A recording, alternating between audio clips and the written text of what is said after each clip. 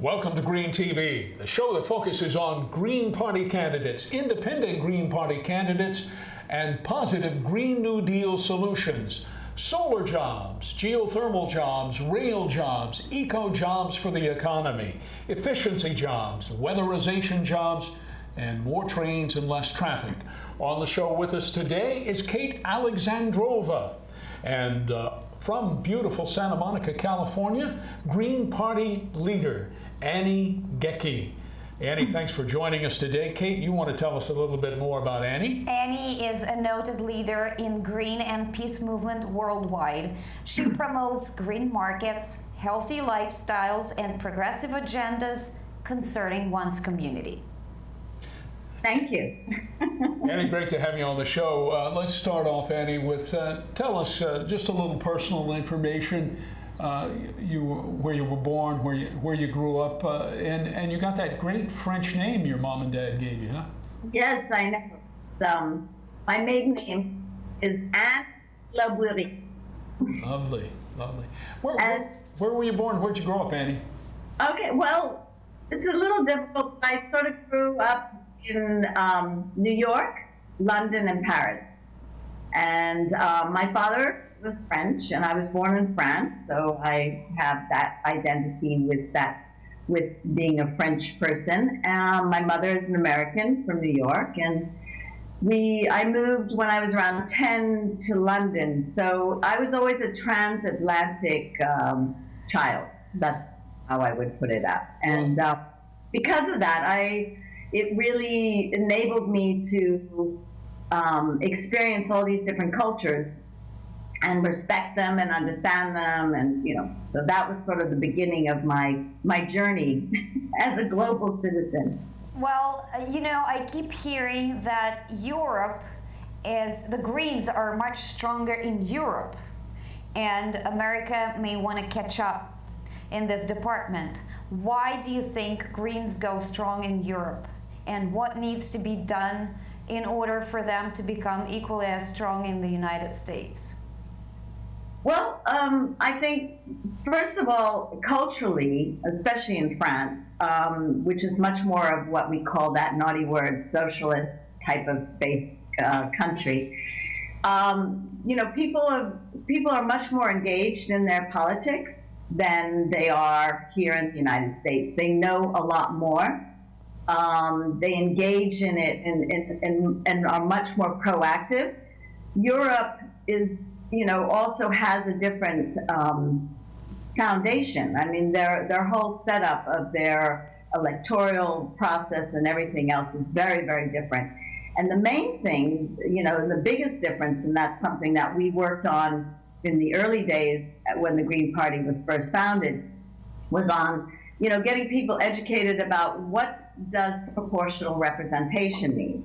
And in Europe, they respect that. They respect that if you get 10% of the votes, you get 10% of sort of being able to govern.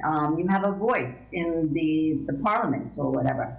So the Europeans have been way more, especially the North and Western Europeans, have been way more progressive in their politics, and therefore a party like a Green Party has a much better chance. And then, of course, the major other factor is the fact that there's less, there isn't private money that is behind these political parties. Some of these countries actually, you can only get funded by the government depending on the proportion of the votes that you get, and so it's a much more fairer system to enable another political party to come in existence. You're watching Green TV with Kate Alexandrova and Green Party leader Annie Goeke. Annie, you started off talking about where you grew up, and that really gave you a great background for the starting of the Green Party, and I know that you have worked many years with Green parties all around the world, whether that was in Africa, South America, or Europe. Let's go Correct. back, if we could. I'd be very interested to hear, Annie. Now, tell us where you went to your secondary education, right quick. Well, I ended my, as a teenager in England. I did my O-levels, so it's a different system. And then I became a student of life. So Very good. You learned a lot there. Yes, I lived in Israel. I lived on a kibbutz for a year. And then from there, I lived in Africa. I lived in Kenya for a year. And then it's, from there, my life sort of started. And I really was very lucky because I had these incredible opportunities to be in places and different cultures and immerse myself in those cultures and experience, something that has really, the existence and the innocence and the purity of what those cultures used to be like in that many years ago has really changed. The globalization of the world has really changed the face of our, all the different communities around the world. But I was given this opportunity to be in these places before they were completely immersed with the Western sort of concept of globalization. Annie, we're already a third of the way through Green TV. Tell us about, if you would, the beginnings of the Green Party in the United States. Right. You were very much involved in that. I know that we both knew Winnie Matai, the Nobel Prize winner and the founder of the Green Movement in Kenya. So how did you get involved in the Green Party in the United States and really as one of the co-founders to help kick it off? Well, as I said, with this background of having lived in a lot of different countries, when I moved back to the United States, I really felt we needed to do something. And so my first objective was getting involved in my community. And at that time, I lived in Pennsylvania, in Lancaster. And, I immediately started to realize that, I needed to also understand politics. And, because that was the driving force of what was creating the type of development that was going on in our own communities, in our country, and in the world. And so I immediately when I heard about the Greens, I had known about them in Europe, but I didn't really know that there was much of an activity going on in the States.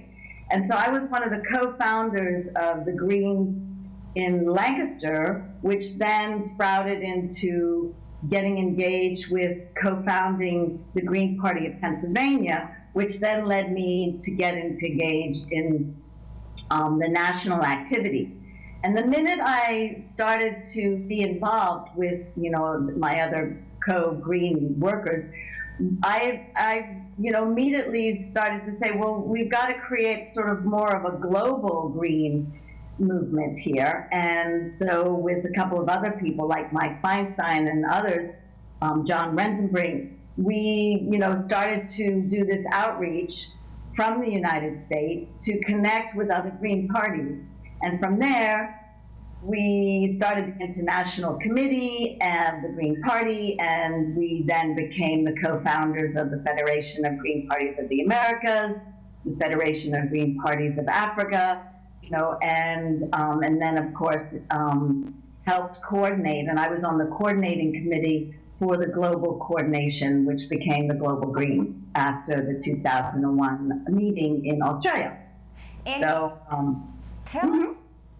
tell us a little bit more about your work with Democratic Republic of Congo. What kind of programs were you introducing? And tell us a little bit about this experience. This is an outgrowth of the Earth Institute, let me get the name right, Earth Rights Institute, that you're co-director of and co-founder of, Annie, right? Well, my co-founder, Alana Hartzog, she was running as a Green in Pennsylvania, so we co-founded this institute. And with my connections in Africa, because I had lived there and had maintained this sort of relationship, I then started developing partnerships because we started to promote this model of development called the Eco-Village model.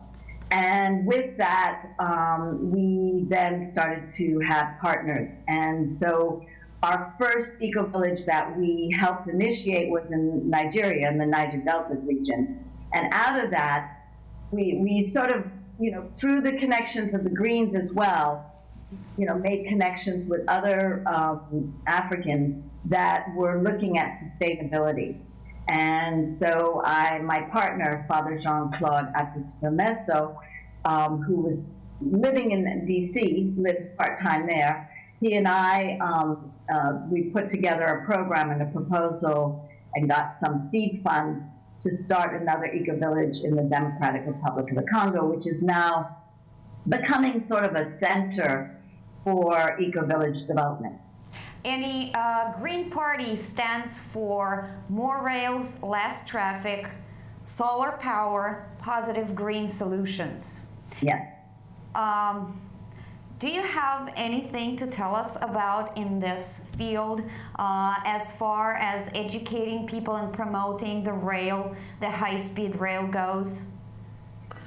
Well, I mean, I think that appropriate forms of the development is what needs to take place. And I think one of the things that we have been doing, and I'm right in the process of launching, is an online course on sustainable development. It's leadership in sustainable development.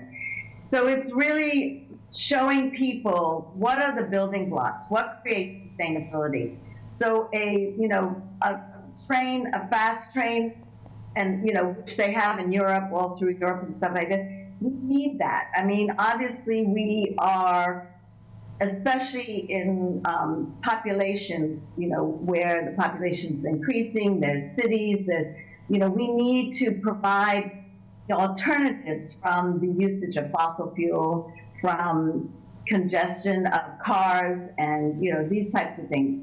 So, part of sustainability is not only getting governments and the UN and national governments involved, but we really got to get people themselves individually involved, understanding what it is that they can do to create the types of changes that are almost like common sense changes. They're not, a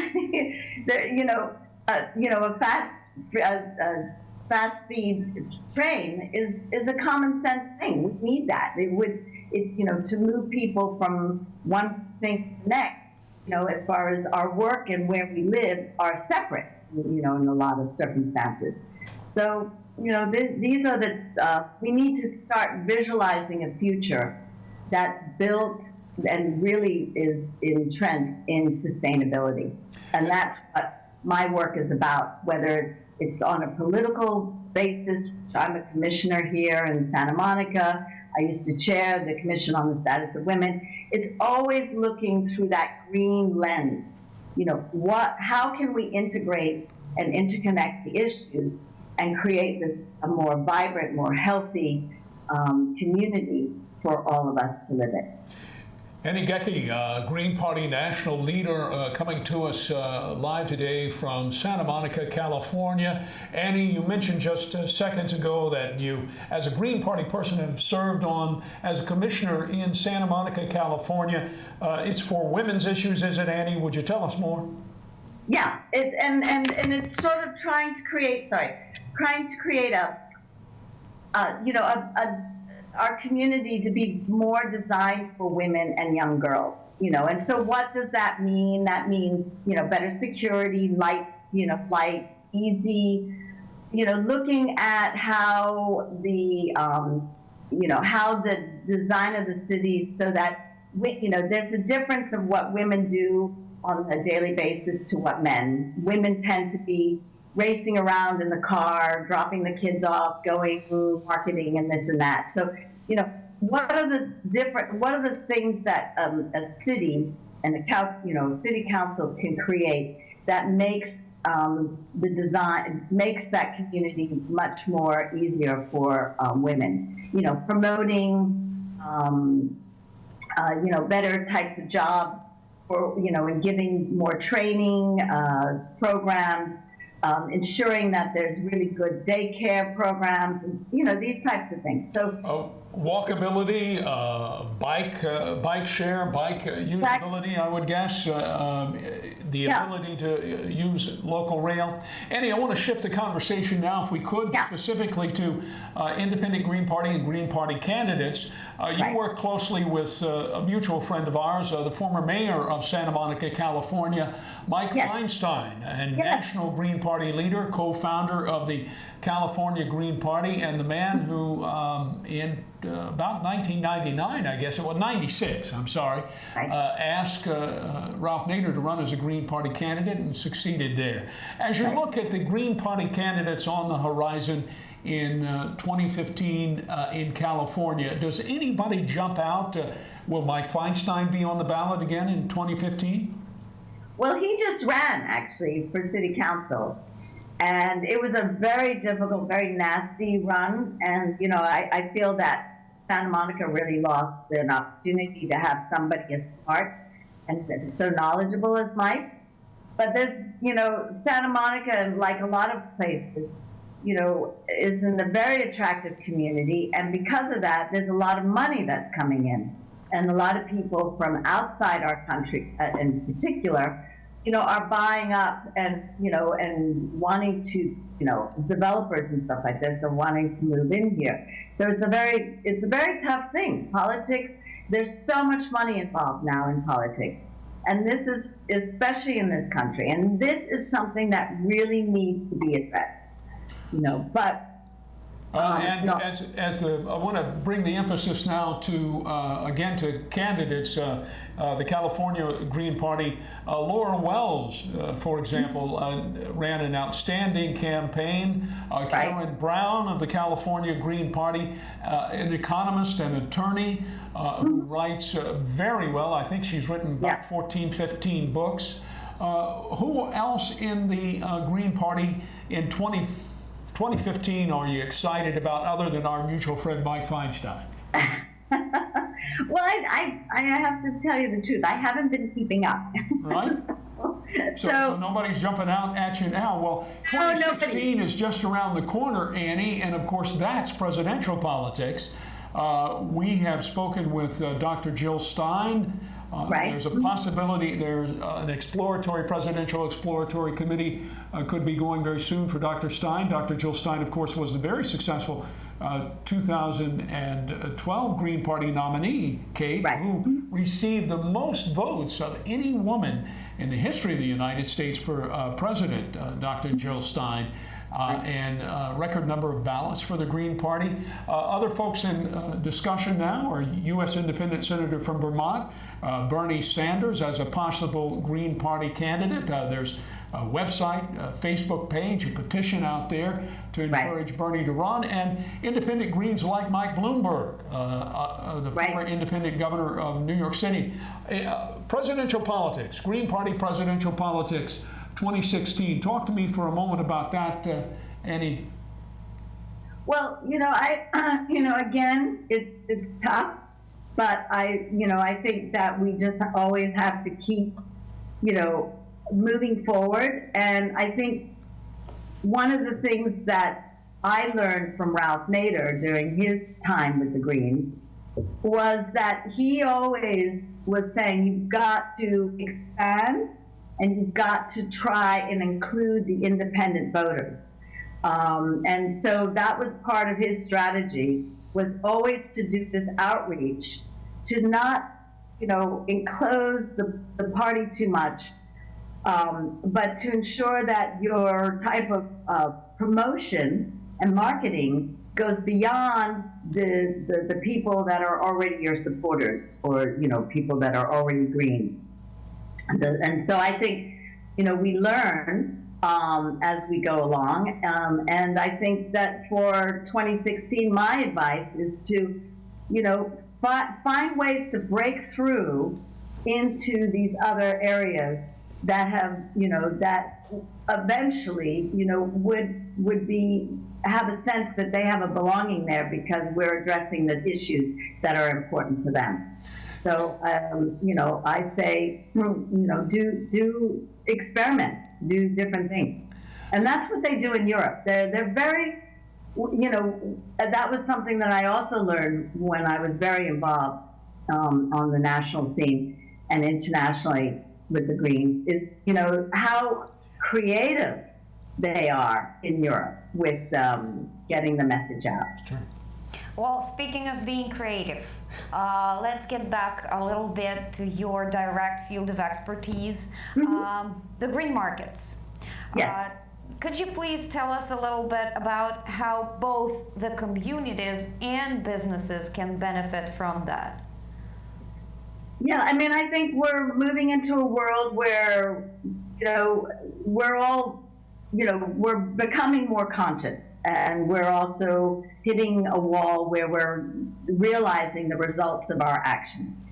So I think businesses are in this position where they're looking on how can they move forward in a progressive way. And obviously this is a good marketing tool for them, because as more and more people learn about the issues and see what's going on, they themselves realize, well, if I'm going to manufacture and produce things, I need to ensure that the people that are buying these things have a sense that, we have thought it through and that we're trying to create a better world and a more sustainable world. So that's part of what I do, is I consult. And at the moment, there's a possibility that I'll be consulting actually for a country called Equatorial Guinea, and give them sort of some vision of where they can go in regard to issues that have to do with the socioeconomic capacity building for women and for the youth, and how can they switch their tourism into a more eco-tourism base. And so those are all businesses. That all has to do with hospitality and hotels and food, and so relating all of these things and seeing how they're all interconnected is sort of my expertise and skills. And businesses, I think, some of them are being forced, and others are wanting to be much more greener in their aspect of how they're up their company. You're watching Green TV with Annie Goeke, Kate Alexandrova. I'm Carey Campbell. Annie, I want to bring it back now to the independent Green Party politics that you were talking about, and it sounds like that the vision you're articulating there is exactly what the Independent Green Party and the Green Independent Green Party of Maine have worked with very successfully. Here in Virginia, of course, we have a large slate of independent Green Party candidates and Green Party candidates. At least a couple of Green Party candidates already have launched their 2015 campaigns. I'm running in an independent race, nonpartisan, for Braddock District Supervisor. Other independents, key independents in Virginia that have run as independent Green Party endorsed or nominees include Tom Moss, who was reelected treasurer in Norfolk. Tom was the longest serving member of the House of Delegates in Virginia, and then ran for treasurer and as an independent Green reelected down there. We've also were successful in putting a state senator who ran as an independent Green Party endorsed candidate, Russ Potts, for governor in 2005. And of course, the Independent Green Party has put the only woman in the history of Virginia on the ballot twice for U.S. Senate. Independent Green Party's Gail Farrell Parker running this year in 2015 for Board of Supervisors, as chair Board of Supervisors. So a long group of folks. I start all that to bring it back to, it sounds like you think that the idea of encouraging Michael Bloomberg to get involved in the Green Party, run perhaps as a Green Party candidate, is a step in the creative kind of direction that we see all the time in Europe with the European Greens. You take, for example, in the UK, this Russell Brand, who is a successful singer and a writer and a complete live wire. There's talk that Russell Brand may be a UK Green Party candidate for Parliament. That kind of creativity creates a certain synergy. Is that what you're saying, Annie? Exactly. Yeah. And also, and the marketing I think is really important too. One of the things Ralph did was he really did a lot of outreach to young and the campuses and things like that. And so I think, and obviously, there are people here that are doing that, but I think there needs to be even a stronger base in that. And the other thing that we did during what I call our golden years of the party, when Ralph ran the twice, was, we brought in a lot of the international Greens. That's when we were co-founding the Federation, the Global Greens. I mean, we were doing all of these things. We were traveling all over the world, meeting up with other Greens. And so I think that's also another strength, because I don't know if today, but I know before, we were the largest political party in the world. Because we were in so many places. And I don't know how much you keep up, but the African Greens have been sprouting and moving forward in a lot of, I think there's 34, 35 countries now that have representation of Green parties in Africa. So, it gives us this global face. And so those are the types of things that I would push forward as well. But I think it's wonderful to have, that's what we're about, is diversity. We respect diversity, and so the Greens should, in their political platform, be a sort of wonderful array of people and diverse people with different, backgrounds and things like that, which, we strive for, but, we need to create that face in the marketing. Annie Goeke on Green TV with Kate Alexandrova. I'm Carey Campbell. We're down to just a minute, Annie, okay. And just can't thank you enough. I've admired your work with the Green Party for all these many years, and I'm happy to see you staying involved with it. I just read a study last week that, in fact, the Green Party is the largest political party in the world in so many different countries. You referred to Africa, the Uganda Green Party, the South African Green Party, all of them taking steps forward, and the Green Movement, where Winnie Matai served in the parliament as a member of the Kenyan parliament. Annie, we're down to 30 seconds now, so I just want to say thank you so much for coming on Green TV. Thank you, folks, for watching Green TV, where we focus on Green Party candidates and green positive New Deal solution, eco jobs for the economy. Watch us again next time on Green TV. I'm Carey Campbell. See you soon.